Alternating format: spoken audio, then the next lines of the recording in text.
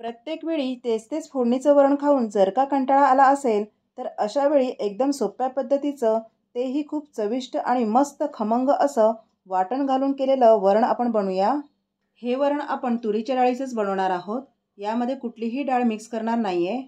असं छान असं गरम वाफाळलेला भात आणि त्यावर मस्त गरमागरम वाटण घालून केलेलं खमंग वरण आणि त्याचबरोबर त्यावर साजूक तुपाची धार, वा मस्तच। नमस्कार, मी ज्योती आणि स्वागत आहे आपल्या सर्वांचं ज्योती परिपूर्ण रेसिपीमध्ये। तर इथे मी वाटण घालून केलेल्या तसेच खूप चविष्ट अशा वरणासाठी 1 वाटी तुरीची डाळ घेतली आहे। ही डाळ आपण 2 ते 3 वेळा पाण्याने स्वच्छ धुवून घेणार आहोत। डाळीला कीड लागू नये म्हणून केमिकल पावडर लावलेले असते, म्हणून ही डाळ 2 ते 3 वेळा पाण्याने चांगली चोळून धुवून घ्यायची आहे। अशी ही डाळ बनवताना थोडी तुरीची डाळ आणि थोडी मुगाची डाळ अशा दोन्ही डाळी मिक्स घेतल्या तरी सुद्धा चालेल। केमिकल पावडर लावल्यामुळे तुम्ही इथे बघू शकता पाणी इथे किती घाण झालेलं आहे। ही डाळ 3 वेळा पाण्याने स्वच्छ धुवून झाल्यावर आता यामध्ये थोडेसे पाणी घालून घेते। या डाळीला कुकरमध्ये आता 3 शिट्या लावून घेते। कुकरच्या 3 शिट्या होईपर्यंत आता आपण वाटण वाटून घेऊया। तर आता इथे मी मिक्सरच्या भांड्यामध्ये अर्धी वाटी किसलेले ओलं नारळ घेतले, त्यामध्ये 4 हिरव्या मिरच्या घ्यायच्या आहेत। 1 लहान चमचा जिरे घेऊन कांद्याचे 2 ते 3 काप घ्यायचे आहेत। कांदा जर का तुम्हाला नको असेल तर तुम्ही स्किप करू शकता। वरून अर्धा चमचा हळद घालून थोडीशी कोथिंबीर घालून घ्यायची आहे। वाटणामध्ये आता थोडेसे पाणी घालून हे चांगले मिक्सरला फिरून घेऊया। जर का अशा पद्धतीचं वरण बनवलं तर लहानांपासून मोठ्यांपर्यंत हे वरण आवडीने खातील। तर असं हे वाटण एकदम बारीक करून घ्यायचं आहे। तर इथे आपली डाळ ही छान अशी मऊसूत शिजलेली आहे। या डाळीला चमच्याच्या सहाय्याने थोडंसं बारीक करून घ्यायचं आहे।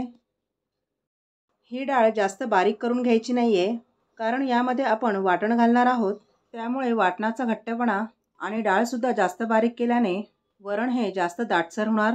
त्यामुळे तुरीची डाळ ही मऊसूत शिजलेली अशी हलकीशी दाणेदार ठेवायची आहे। आता या डाळीला आपण खमंग अशी फोडणी देऊया।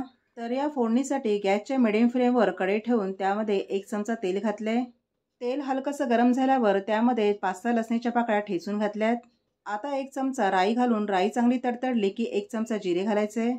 पाव चमचा हिंग घालून 5-6 कढीपत्त्याची पाने घालायची आहेत। हे सर्व मिक्स केल्यावर यामध्ये चिरलेला 1 मोठा टोमॅटो घालायचा आहे। टोमॅटो चांगला मऊसूत होईपर्यंत या तेलामध्ये परतून घ्यायचा आहे। टोमॅटो चांगलं या तेलामध्ये परतून झाल्यावर आपण जे वाटण बनवलं होतं ते वाटण यामध्ये घालून घ्यायचं आहे।